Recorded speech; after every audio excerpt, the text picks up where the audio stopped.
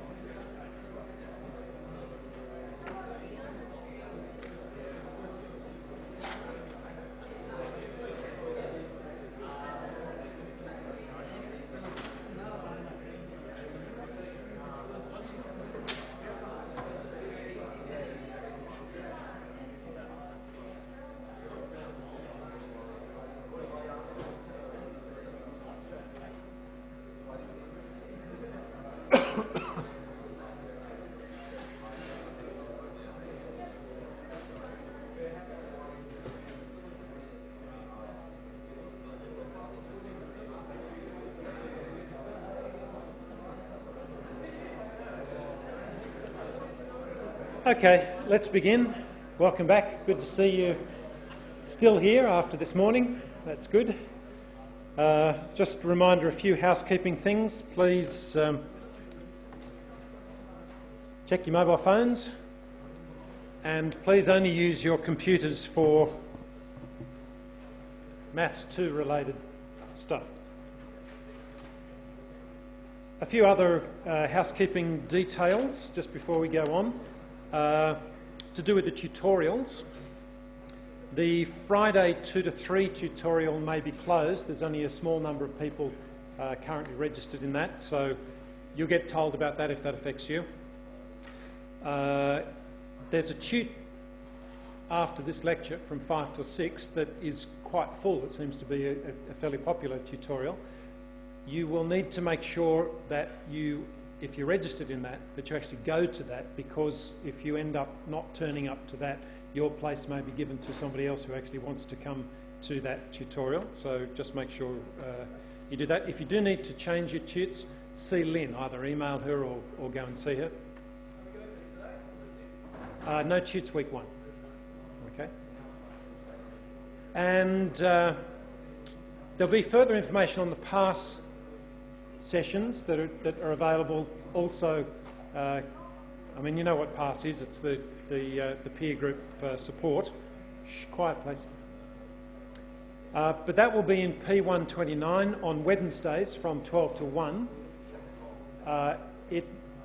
You'll get a notification on Views as to whether it starts next week or the week after. But just to check that if you can, that you leave that time available for PASS Wednesdays 12 to 1. Okay, well, let's get on to the good stuff then. We learnt some words this morning. We learnt ordinary differential equation, which is all the stuff we're going to be talking about. We also learnt that there are other things called partial differential equations. In terms of solving these differential equations, we might have an explicit solution, an implicit solution. Do what they mean flash up in your minds already? That's good, I'm sure they do. We could have a general solution or a particular solution. Think about how we would know if we have the general solution. That has to do with the order of a differential equation. That's why we need to know what order means. And the other word to do with a differential equation was degree of a differential equation. Not only might you have a general solution or a particular solution.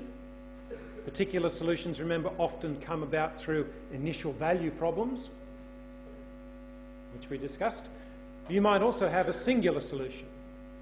Now remember where singular solutions arise. They're those funny, special, usually not very interesting solutions that arise because of the method that you chose to solve the differential equation. And at this stage, the only method that we have to solve a differential equation is separation of variables. Now, this last exercise may not have actually appeared on the online videos, so I'll put that up again there and just mention a few bits and pieces in case it didn't get on the end of the online lecture this morning. Using a simple rule with logs, we can take the x down the front.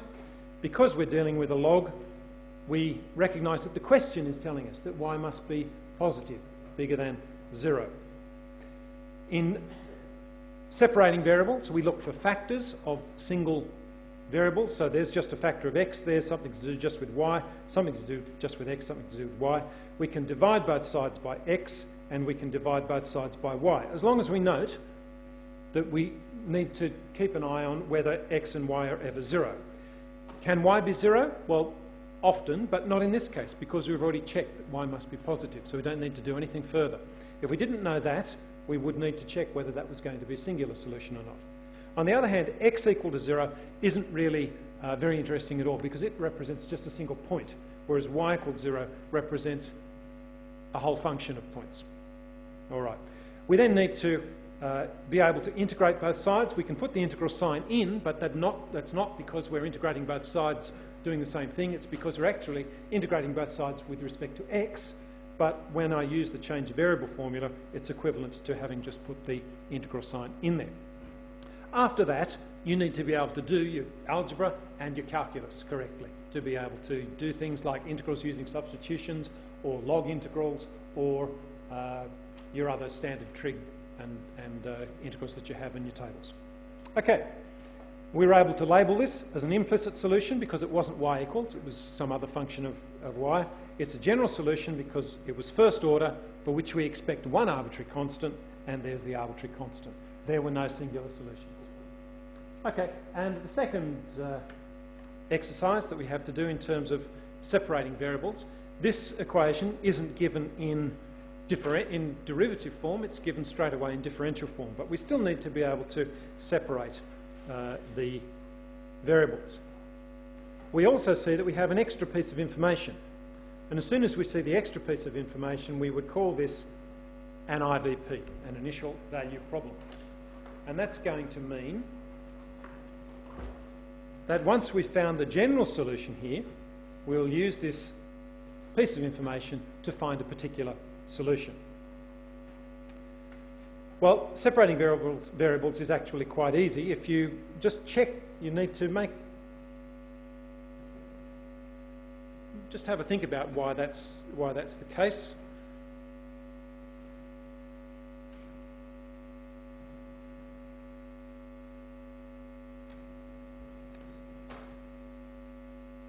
what we've done is basically subtracted this from both sides, which would mean there'd be a minus sign in front of this bracket. But if you look at the difference between this bracket and this bracket, you see that the minus sign has been used to multiply it out.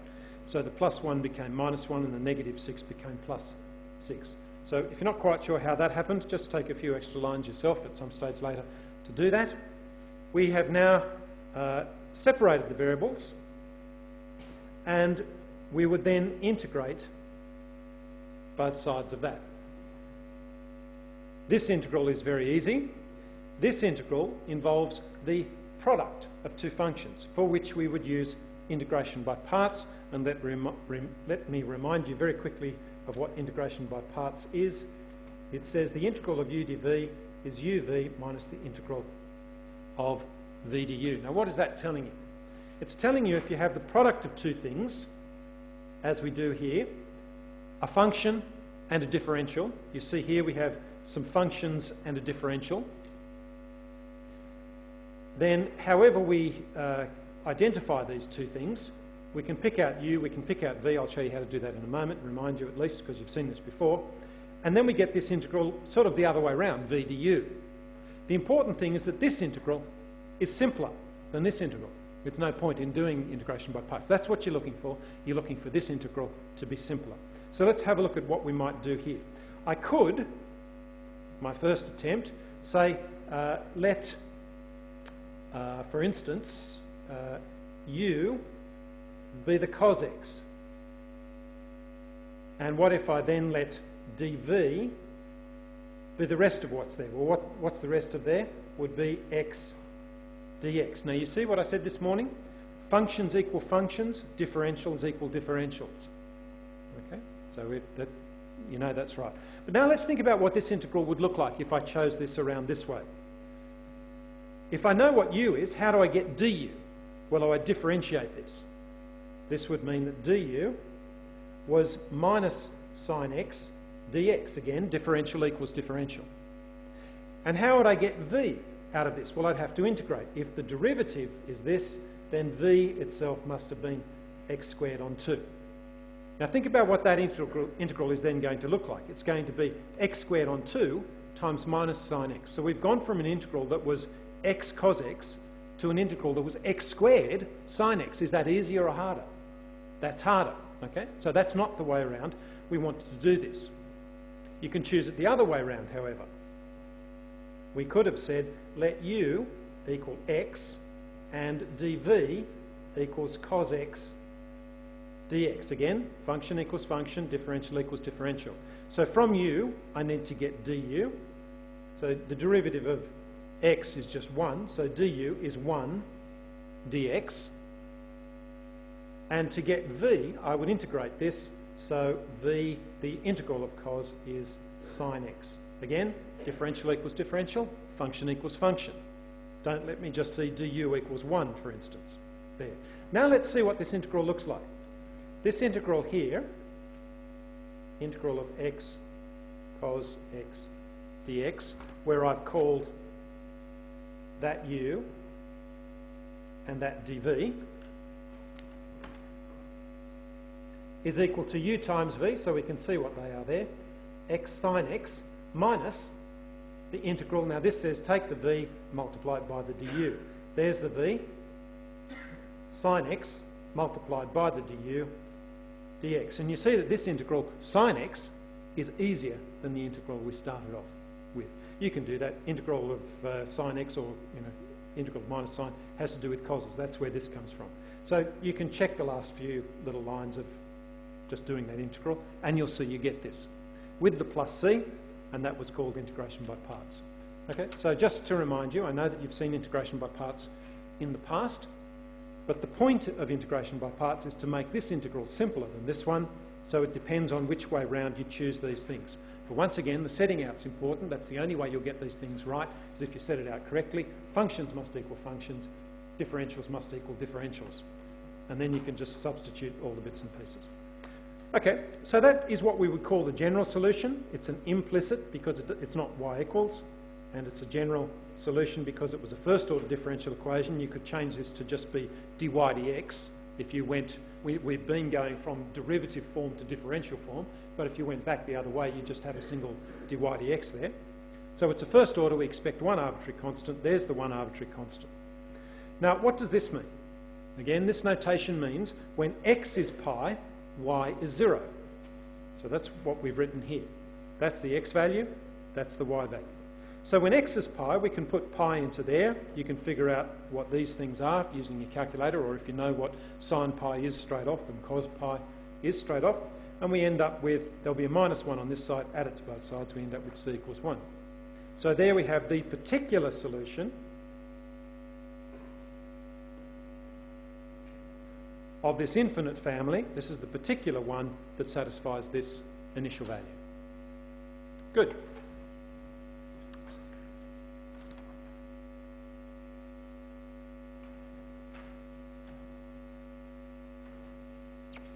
And the third example,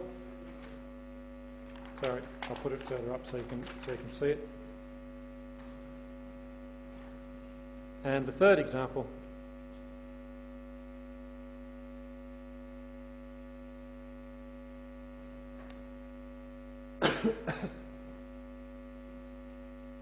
is it separable or not separable? Well, we check that by seeing if we can get factors. Where can we get factors? Well, there's a common factor of y, which we can take out.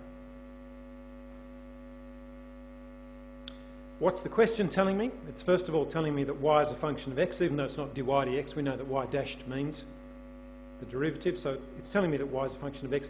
But it's also telling me that y can't be equal to -1. Okay, so that's an extra little fact that we have there.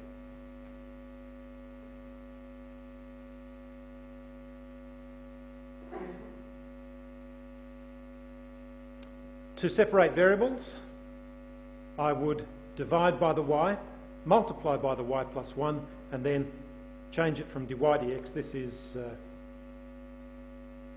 dy dx, so that means multiplying both sides, if you like, or changing from derivative form to differential form by putting the dx on this side. But the dividing by y introduces something because of the method that I'm choosing. So there is a possible candidate for a singular solution. Writing it in this case, we see that we've separated the variables. I can integrate both sides. And how do I integrate both sides? Well, in this case, I would actually do the division. And this is where your algebra skills are important. Things in the denominator divide into everything in the numerator. So we do y into y is 1, and there's a plus, and y into 1 is the 1 on y. And we still want to integrate that.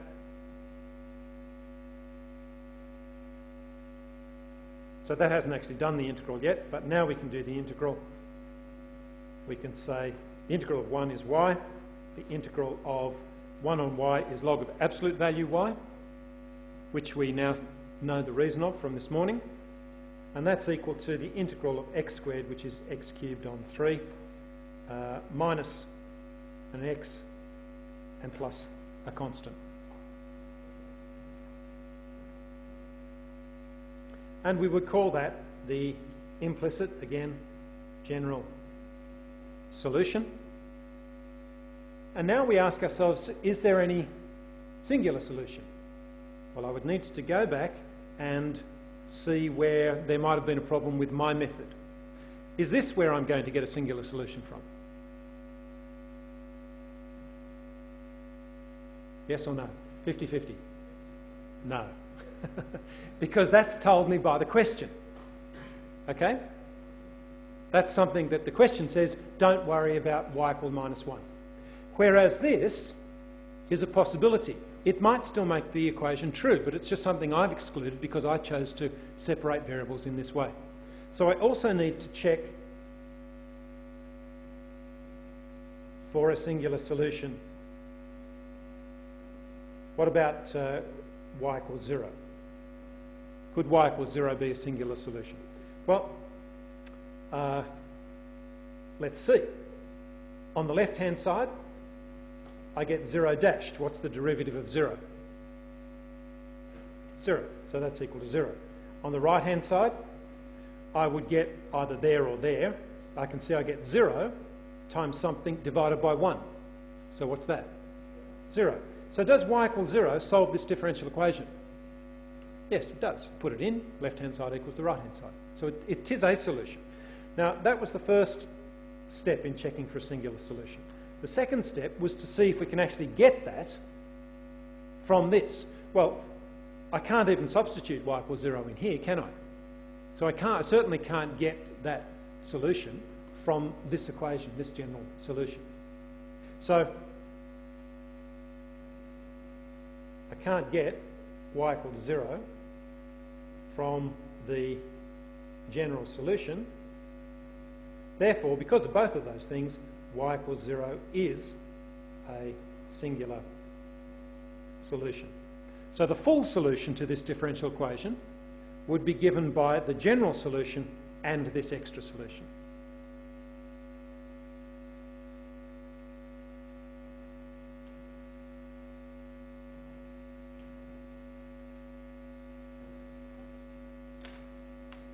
Okay. Now, there's a slight difficulty because the rest of this page for me didn't print out correctly.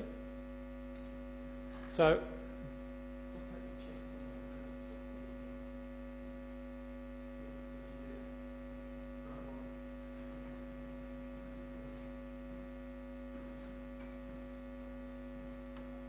all right, we all good with that? Yes? Yep.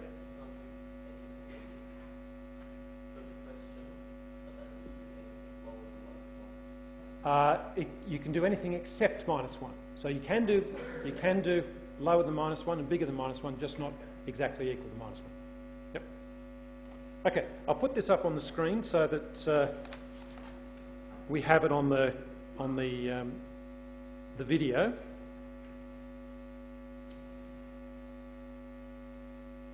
And if you'll let me, I'll write on this and then you'll have my notes. Is that all right? Okay, fine.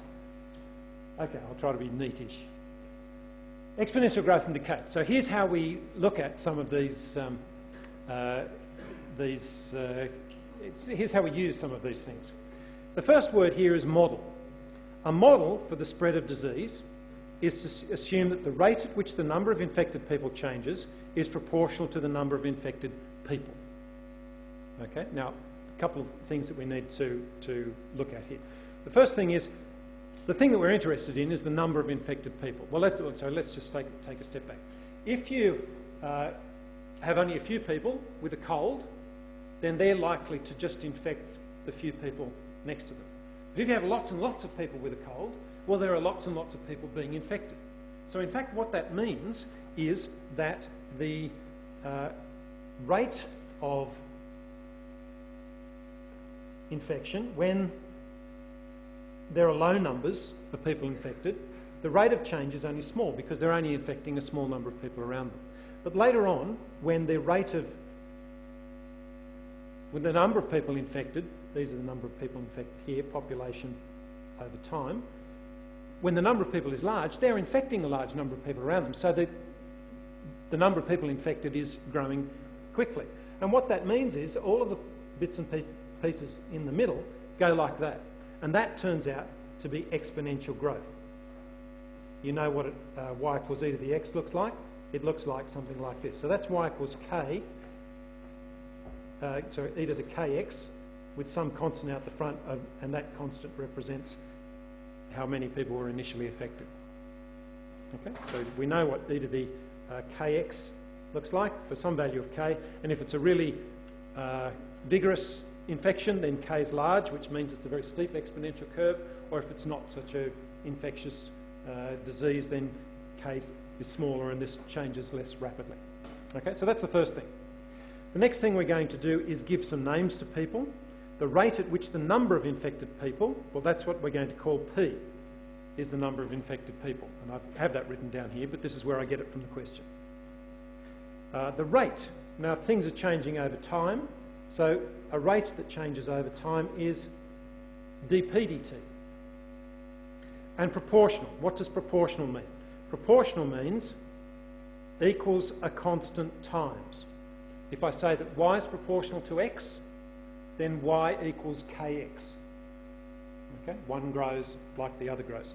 So simply out of those three bits and pieces, we can see that the rate of change is equal to k times the number of infected people. So that's where we get the differential equation from. And this turns out to be separable, which I'll show you quickly in just a moment. But the other word that's important here is model. All right? Is this a true or a false model of an infectious disease? Do diseases grow exponentially? Well, the answer to that question is that's not a good question to ask. Okay?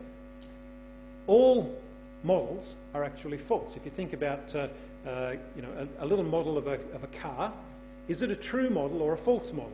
Well, yeah, it doesn't have an engine in it, and you can't sit there driving it. So it's actually a false model. There are things that are wrong about it compared to the real car that you're talking about. But is it a useful model? Well, if you want to have it on your shelf, this is your Porsche sitting on there that you're going to buy when you graduate from engineering, and you've got it on there as your goal. Well, it's a good model. It's useful. But if it's actually something that you want to drive around in and get some, check out what the acceleration is and that sort of thing, it's not a good model. So models aren't true or false. They're useful or not useful depending on how you want to use them. On the other hand, if you did have a sort of a half-scale Porsche that you could sit in and drive and, whatever, is it a good model or a bad model? Well, it's a good model if you want to do that, but it's not such a good model if you want to sit it on your shelf. All right? It's going to break the shelf and it won't fit in your room. So the model, whether a model is true or false, doesn't matter. Laws like Newton's laws and universal gravitation and things that they call physical laws that involve mathematical equations are models. They're not necessarily true. We don't know that all planets attract each other according to Newton's law of gravitation all throughout the universe because we haven't been all throughout the universe. We can't prove that. Okay? And the other thing is that Newton's laws, they allow you to do things like this. If you're driving down the freeway at 110 kilometres per hour, we'll say 100, and a car's coming towards you at 100, how fast do you think that car's coming towards you? 200 kilometres. If you crashed, you'd be crashing at 200 kilometres per hour. Okay?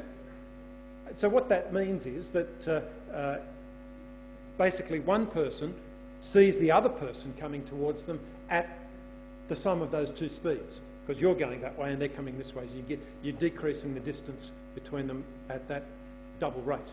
Okay? But what's going out to things that travel very, very fast? What's the fastest that you can actually travel?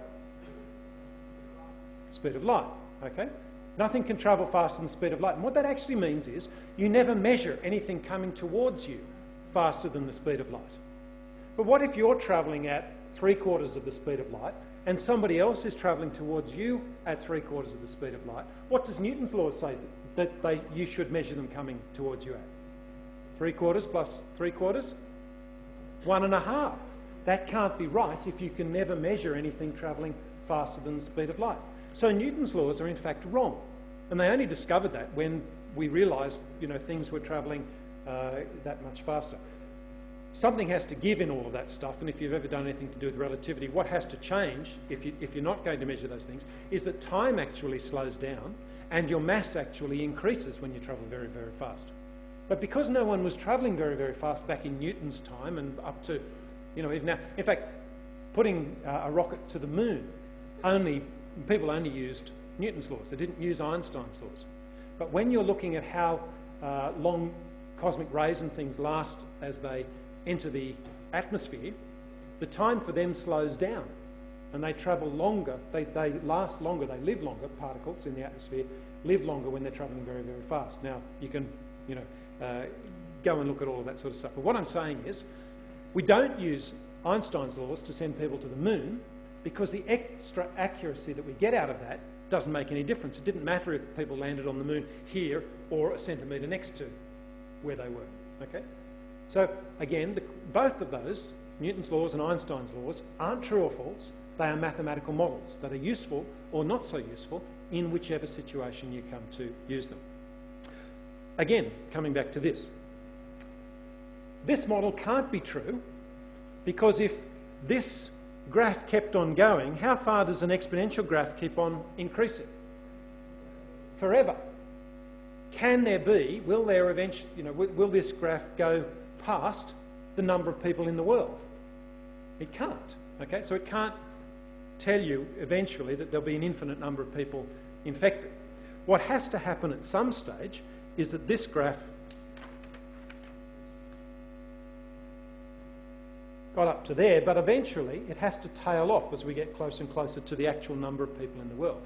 So this exponential growth might be a good model when we're dealing with populations down here, but it won't be a good model when we're dealing with populations up near the maximum number of people in the world.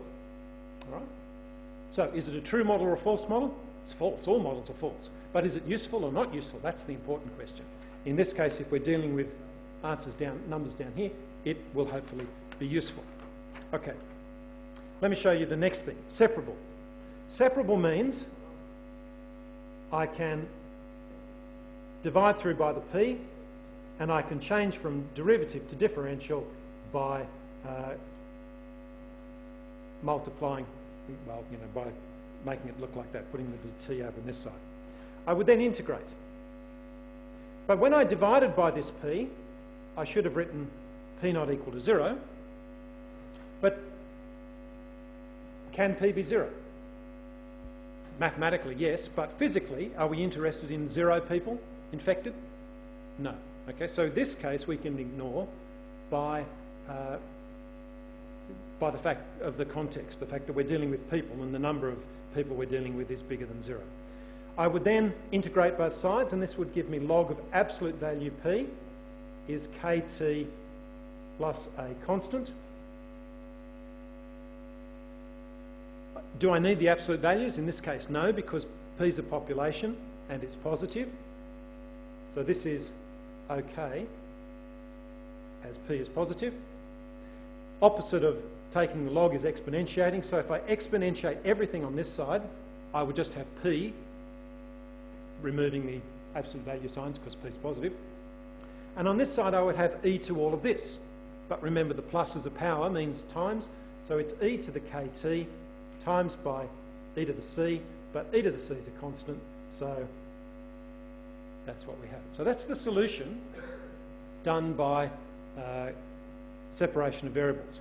On the other hand, however, you could look at this and you could say, have I ever seen a function that when I differentiate it, it basically gives me the same function? What function stays the same when you differentiate?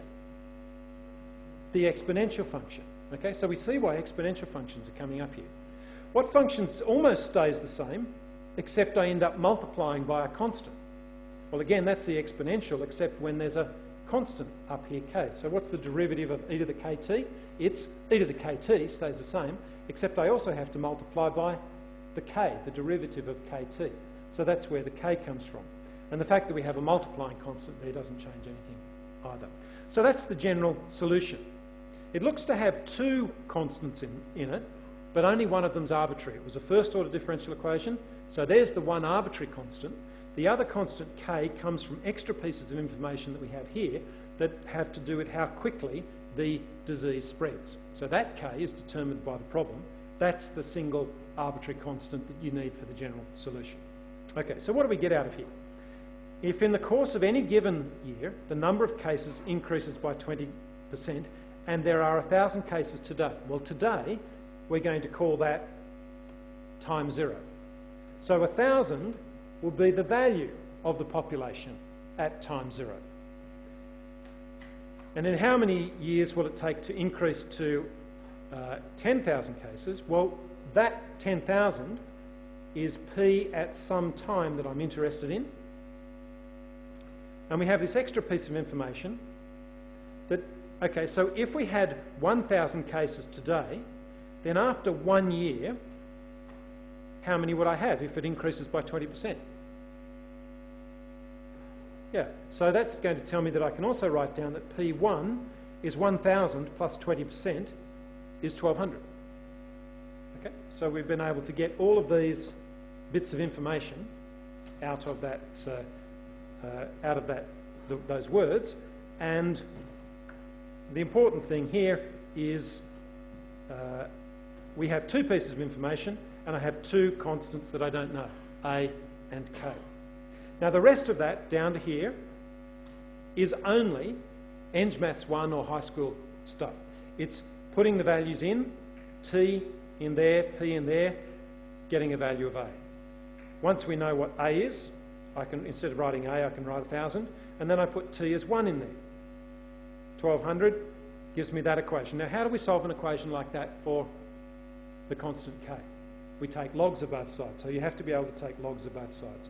And you need to check that you can do the working for each of these bits. Now the only other points that I'd make is that this approximation is important. Another way to write that would be to say that's to 4 decimal places. You need to write that in. Don't just write log 1.2 equals that, because that's not true, because your calculator goes on further and further and further. And the other point I'd note is to use all the decimal places in the calculator. When you're doing this as a calculator, you've got 7 decimal places or something, use all of them, because a small change to this number can mean a big change to the number that comes out here. So use all of those decimal places, even though I've only given 4 here. Okay? Now because I've approximated that, we should actually have approximately equal there. So there we have a formula. It doesn't involve any arbitrary constants. We found that one, we found that one, and I now answer the question by asking, when p is 10,000, can I find the value of t there? And the answer again is yes. We use logs, and you need to check that you can do this. Once again, that wasn't just that number, it was all the calculation, all the decimal places in your calculator involved there. Figure out what t is, and approximately 12.6 years, or maybe 13 years, because none of these other numbers up here had any other decimal places. So let's give the answer here to, roughly. And we know that it's not going to be, precise anyway. So 13 years, roughly, is what we have there. Okay, now you have the question in front of you. Again, radioactive materials, rate of decay, we're going to let U be the amount of uranium, so rate will be du dt. Is proportional to, so that means equals a constant times the mass present, and that's what we're calling U. So there's the equation. If it takes 2 years for a piece of uranium to decrease in mass from 10 grams to 8 grams, so in fact the way that it's changing is going down, isn't it? So a positive derivative goes up, a negative derivative goes down. So in fact what we're going to do here is actually sneak a little minus sign in there. Doesn't matter, you could leave it as plus, but that would mean that k itself would turn out to be negative. But for x, where you can see that things are actually decreasing over the page, you'll see that we actually slip a minus sign in there as well to just mean that k turns out positive, and we see that it's decreasing. This is my uranium at time 0 equals 10 grams, and uranium at time, well this is 2 years later, so that's uranium at time 2, is 8 grams. Find the mass after 6 years. So we want to know what U at 6 equals. Okay, so over the page,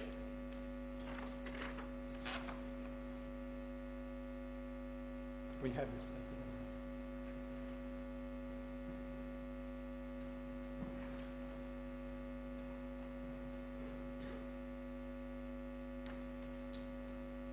Now, what you can do, unless you're specifically asked to solve this differential equation by separation of variables or somehow, unless you're actually specifically asked to do that, it's okay. As soon as you see this, or you see the previous equation, something like dp dt equals plus kp, you can go straight from there to the solution. If it's a minus k, you have a minus k up there. If it's a plus k, you have a plus k up there. So that's okay. You can go straight to the solution if that's all it requires. And once again, this is saying which function, when I differentiate it, gives me the same function except multiplied by a k or a minus k. Well, it's this function here. The rest of that I'm going to let you work through yourself to figure out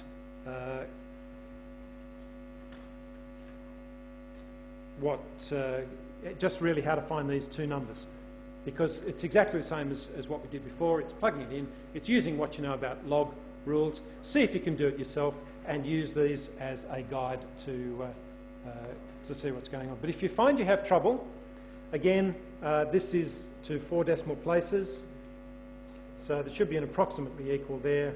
This is approximately that, approximately 5.12 grams.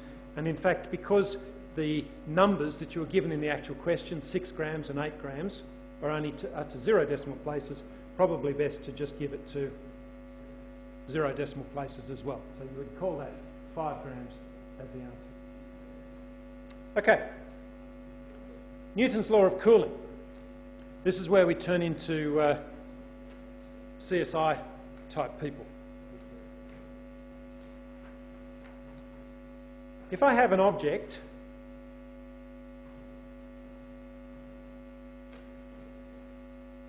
some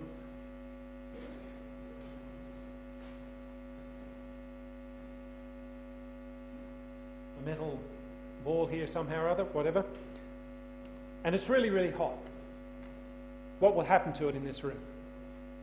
What will happen to its temperature in this room? It'll cool down, okay? Where will it cool down to? 0 degrees, where water freezes, or absolute 0? Where will it cool down to? Room temperature, okay? So here's room temperature. If I have a hot object in the room at time 0, it will cool down to room temperature. What if I had an object I've just taken out of the fridge and I put here? What will it do? It'll heat up. To where? Temperature of the sun? Room temperature. So if I have a cold object, it will heat up. Now the thing that, this again was Newton, the thing that Newton noticed, that's the temperature of the object, this is the temperature of the surroundings, room temperature, is this difference. When the difference in the temperature between the object and the room was really high, the slope was large, either large negative or large positive. So when this difference was large, these slopes were large. But when this difference is small, these slopes are smaller, aren't they? Either positive or negative. Okay? So how might we write that mathematically? We might say that the rate of change of the temperature of the object over time is proportional to, so equal to constant times, the difference between the temperature of the object and the temperature of the surroundings. You see, this is saying the slope is large when this is large. Well, when is this difference large? That's where it's large, so the slope's large, either negative or positive. When it's smaller, the slope is smaller. Okay? Now, just let me see which way around that is. Well, in this particular case, we expect the value of k to be negative. An alternative way would be to put a minus sign in there. We would expect the value of k to be negative when it comes out, because when this is positive, when the temperature of the object is bigger than the temperature of the surrounding, that's up here, we have a negative slope. So that value there has to be negative. When it's the other way around, we have a positive slope. So negative, negative will make it positive. Okay. That's Newton's law of cooling. That's what we have here. And that's what we have.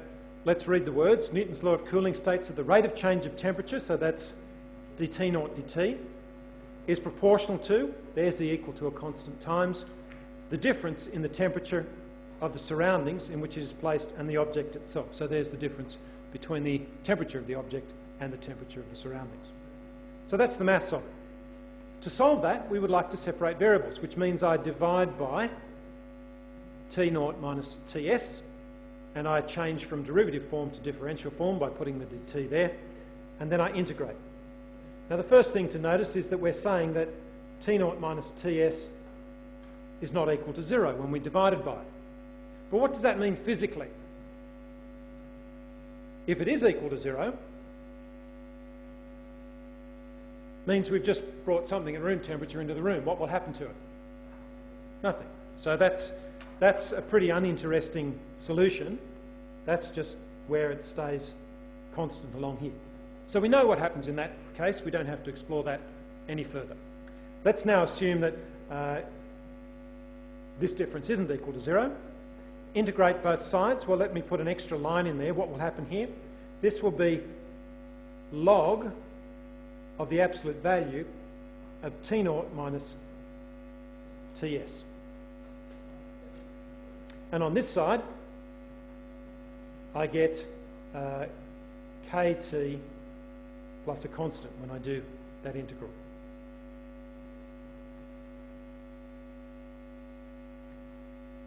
I need the absolute value here. That's very important in this case because we know this difference could be positive or negative. If the object's hotter than the room, then this is positive, but if the object's colder than the room, then this is negative. So we do need the absolute values in there. I can exponentiate both sides. On this side would leave me with absolute value of T0 minus Ts. I don't have absolute value there, but I'll tell you why in a moment. On this side, we've seen it now a couple of times. It's the exponential of both of these. The plus means a times. So it's the e to the kt times by e to the c, which I'm going to call a. We've seen that a few times. All right? So go home and play with that for a little while. Just exponentiate both sides and see that you get this. Now, the only thing that I haven't then put in are these absolute values. And the reason that I can take away those absolute values is because a itself can be positive or negative as you needed it. Okay? A at this stage is arbitrary. So we don't need to have the absolute values here. They will come out as to whether A is positive or negative depending on how the constants of the equation work out. So that's why I've been able to not have to keep the absolute values there. Add the Ts to both sides and we get what we now see is exponential growth or decay, but not based around zero, based around this room temperature. And that's what this looks like. These are exponential curves, okay, except not based around zero, not increasing or decreasing around zero, but increasing at a different level. All right, now what other pieces of information do we get out of this here? We have a body discovered in a room with constant temperature of 30 degrees, so that's going to be the temperature of the surroundings. From the time of death, the body will radiate heat into the room, according to this law. On arriving at 9:40, well, we'll call that time zero. 9:40 will be time zero. And so that's the temperature at time zero. So that is T0 at 0 equals 36.1. Further investigation at 11 p.m. Well, what's 11 p.m.? That's, well, if we're dealing in minutes, that'll be time 80. 80 minutes after 9:40 is 11 o'clock. And then the temperature is this. So that is the temperature of the object at time 80 equals 34.2. Assuming that the body had a normal temperature of this, well, that is the temperature of the object at some time earlier, before 9:40. That's when the person ceased to be a person and became a body. All right? At the time of death. At what time did the person die? Well, that's what we're interested in. That question mark is the answer to this question. All right. How can we use all these bits of information? Well, there's our general solution using the piece of information, putting Ts as 30, T0 at the initial time. We can plug those values in. Just putting time 0 gives me a value of 6.1. Again, you need to check. You can do that by yourself, not just read through and see this. So a good way to do this is to put the numbers in as you get them. So we know what A is now. Put the number in there. 11 o'clock, time 80. Put the temperature there, the time there. The only thing in there we don't know is K. Use logs to calculate K. So you need to check that you can get that value. Once again, that's only to 4 decimal places, but use all the decimal places that you have in the calculator when you figure out what that number is. So now we have the full equation here. That models how the person's temperature has changed over time. What we would like to know is when that temperature was 37.5. So we put 37.5 in there, and we solve that equation for T, which means subtract 30, divide by the 6.1, take logs, divide by this number, and we end up with this value. So, I mean, the 0.8 is a bit much, so probably about 43 minutes. Now, what does the negative mean in terms of our start time? It just means before, doesn't it? Okay? So, the death occurred approximately 43 minutes before 9:40, so about 8:57. So that's how you might estimate the time of death. And in fact, that's what forensic scientists do, although they generally just use tables. You know, they'll take a measurement, plug it into look at a table or plug it into a calculator, and they get the answer out. But that's the sort of calculation that those answers are based on. Any questions? Yep.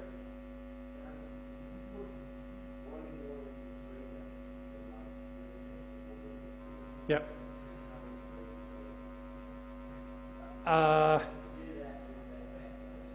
Sorry? Yes. Yeah. I'd have to think about it. The problem is, the problem with exponential decay is it's not quite intuitive, because the hotter it is, the faster it cools. Okay? So if you have a cup of tea and you know you're going to come back to it in 5 minutes, you're not going to drink it straight away, do you put the milk in first, or do you leave it and come back and put the milk in afterwards? The answer is you put the milk in first, because that puts it on a slower temperature path than here. So if you left it hot, it would have decreased more quickly. By the time you came to put the milk in, it would have been colder than if you've done it. So yeah, exponential decay is a bit funny, but you could use that to answer your question. Okay, and finally, now we don't have time to do this, but I'll put the answer up here.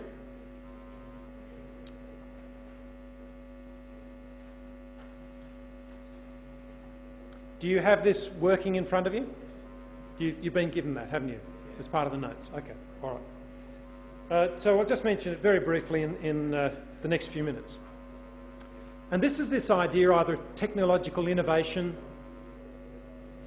or even spread of disease, where you get, quiet please, where you get, or growth of a bacteria in a petri dish, at some stage you get so many people having heard about the new mobile phone or the new program, you know, on the computer or something or other, that there aren't very many more people to tell.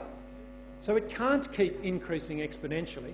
It has to tail off, just like the infectious disease can't keep infecting everybody past the total number of people there are in the world. All right? So it eventually has to tail off. What we have here is, if X is the number of people who have bought the current mobile phone, then that obviously reduces the total number of people that can buy the phone. There might only be, 100,000 people that want this particular phone. If 5,000 of them have already bought it, that leaves 100,000 minus 5,000 left to buy. And so the sort of graphs that you get out of that are initially all of those people buy it fairly quickly, but we end up heading towards the total number of people that actually want to buy the thing, or that can be infected by the disease, or the number of bacteria that can grow in a petri dish, because they can't explode over the sides of the petri dish. There becomes a limit on the size of the population that can be modelled. Okay. Now, if you read through this carefully, that much is just exponential growth. The dx dt equals ax is like dp dt equals kp. It's just exponential growth. If, on the other hand, we looked at this other factor, then as x gets bigger, as x gets closer to the total number of people, or x is coming up towards this, then that number is actually getting smaller, isn't it? Okay? So there's two things happening here. X is getting bigger, and that's getting smaller. So they're sort of fighting against each other. When x is small, that number's pretty big, and so the rate of change can be large. When x is large, even though that's large, this is getting close to zero, and eventually getting close to zero wins, and so the slope eventually tails off and becomes almost zero. All right? Now, the rest of this, I'm not going to go into it any further because we've run out of time. What I'd like you to do as an exercise is to try to work through, this gives you clues as to how you might solve it, and this is the actual solution. But you try to work through and see if you can see what's happening at each step to solve that differential equation as we have it here. Okay, thanks very much. No tutes this week. See you next week. But remember, this week you owe me 7 hours outside of class. Extra work.